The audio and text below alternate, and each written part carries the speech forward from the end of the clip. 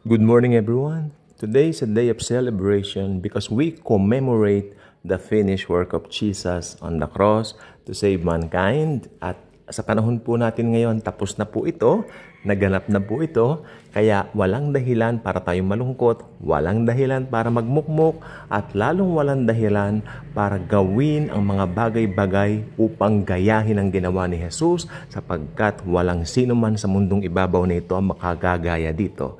Sapagkat Jesus alone Himself saves, Jesus alone is the Savior of the world, and Jesus alone ang pinagmumulan ng ating kaligtasan. Okay?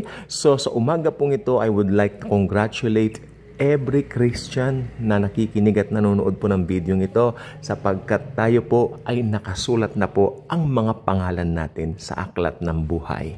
At yan po ang isang katotohanan na kapag ka naiisip ko na I am saved, di ba? I am loved, di ba? I am embraced by Jesus always, all the time. Hindi niya ako iniiwanan. Wala pong dahilan para malungkot ako. Wala pong dahilan para ma-down ako. So, tayo po mga Kristiyano, kung tutuusin, walang dahilan para mainggit ka sa ibang mga tao.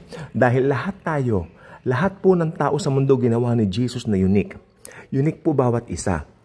Pero, sa lahat ng tumanggap sa Kanya, pinagkalooban niya na maging anak ng Diyos. Yan po ang mas importante kaysa sa iyong uniqueness. Okay? Maganda, unique po ang bawat isa. Pero sa lahat ng tumanggap sa Kanya, pinagkalooban niya na maging mga anak ng Diyos. Sa bagay na yan, kung ikaw ay Kristiyano, parang ako, common po tayo dyan. Pareho tayo dyan. At tayo po ay maraming pag-asa. Meron tayong blessed hope that Jesus one day will get His church for the rapture, to be with Him forever and ever until eternity. Kaya ito pong gusto ko pong sabihin po sa ating lahat. Today, again, is a day of celebration. No need to feel down. No need to worry about all of your anxieties, sapagkat si Jesus ay nasa atin. Si Jesus ang buhay natin. Si Jesus ang lahat sa atin. Okay? So, again, overwhelming po talaga ang pagbabasa natin ng Bible. Pag nababasa natin yung John 3:16. Hindi po ito parang plakang gasgas o plakang sira na inuulit-ulit na lang. Parang nagsasawa kang marinig. Nope. Dahil ito po ang puso ng buong Biblia. The heart of the whole Bible is this verse, John 3:16. Remember that night when Nicodemus came to Jesus dahil pumunta siya ng gabi, sapagkat si Nicodemus po ay isa po siyang member ng mga Pharisees, no?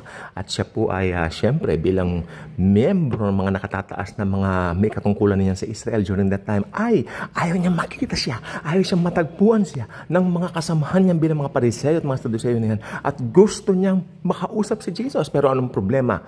Hindi niya magagawa ito ng araw. So pumunta siya ng gabi sa Panginoon. Hindi ko lang po alam kung anong ginagawa ni Jesus. Baka natutulog na si Lord noon, kinatok pa niya. Pero hinarap siya ng Panginoon, at dito nga po niya nabanggit ang napaka-importante, I should say, the most important verse in the Bible.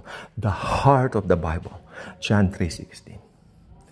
Kaya pag ganitong Good Friday, always put in mind John 3:16. When I was younger, or should I say when I was very young, I was a kid, no? Dito po sa may bandang Quiapo Church, kami po ay nadaan. And then, maraming nagbubuhat ng cross, nagpipinitensya, no? Mga ganyan. Dad, anong ginagawa nila? Ayan, pinitensya yan, kanang daddy ko. May,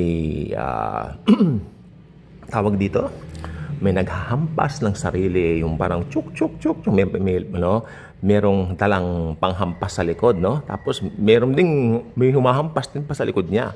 Iba naman nagdadala ng krus, no? Pagkatapos lumuluhod, no? Nagsisisi raw.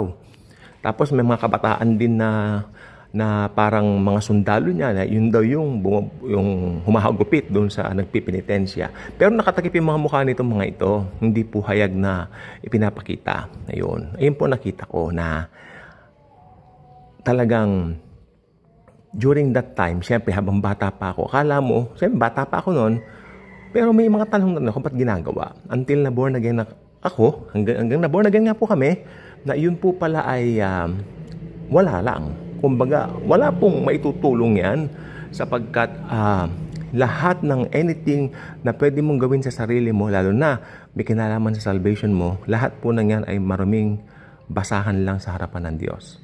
Ibig sabihin, wala kang kakayanan to save yourself. Don't have to boast about anything you can do. Okay?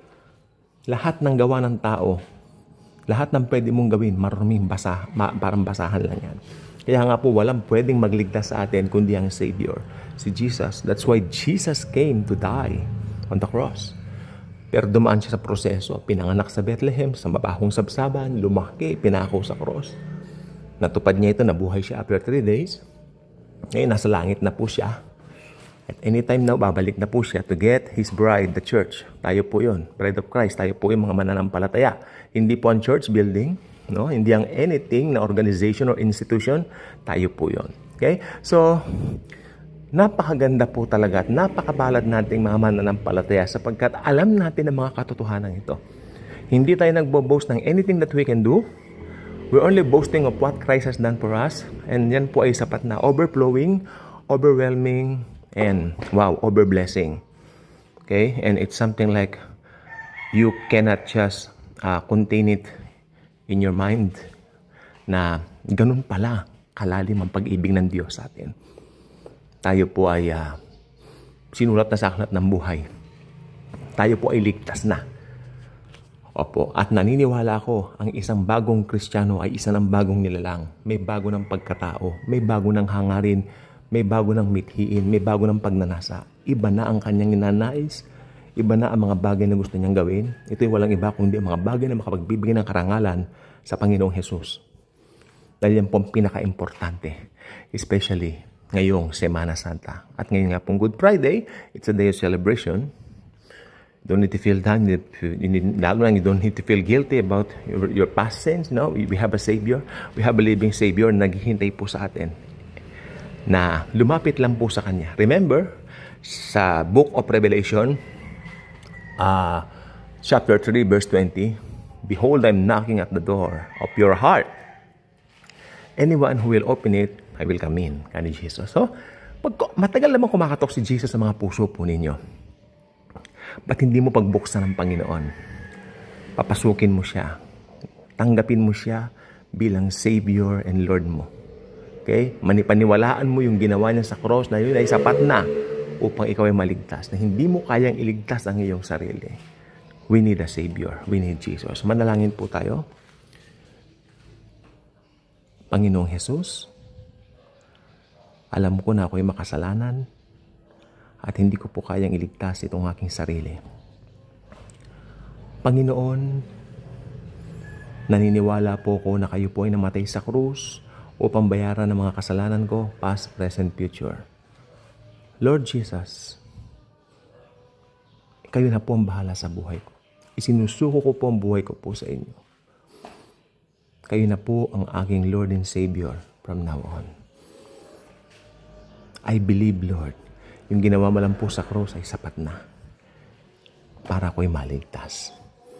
Lord Jesus, isulat mo po ang aking pangalan sa aklat ng buhay. Banal na Espiritu, ako po ay tatakan mo ng seal of your ownership. And God the Father, I know from now on you will always embrace me dahil I belong to your kingdom. Right now, since your Son, Jesus Christ, now lives in my heart. And Lord Jesus, kindly be the driver and the pilot of my life from now on. Thank you, Jesus. Thank you, God the Holy Spirit. Thank you, God the Father. Thank you, Holy Trinity, God the Father, God the Son, God the Holy Spirit. Our God is 3 and 1. In Jesus' name, amen. If you pray that simple prayer, I believe you got born again. You got saved. Start reading the Bible. Start sharing Jesus. Start sharing His grace. And be happy and enjoy life. So, ganyan lang po ang buhay Kristiyano. Okay? Always be happy. Always share Jesus. Nasa bus ka ba? Nasa MRT or LRT ka? Nandun ka sa trabaho mo? Nasa school ka? Always share Jesus. Masaya ang buhay. Dahil si Jesus, tinapos na ang gawain sa cross. At sabi ko nga itong Good Friday nito is a day of celebration. God bless everyone. Iwasang magalit sa trabaho kasi tataas dugo mo. Pero yung sahod, hindi.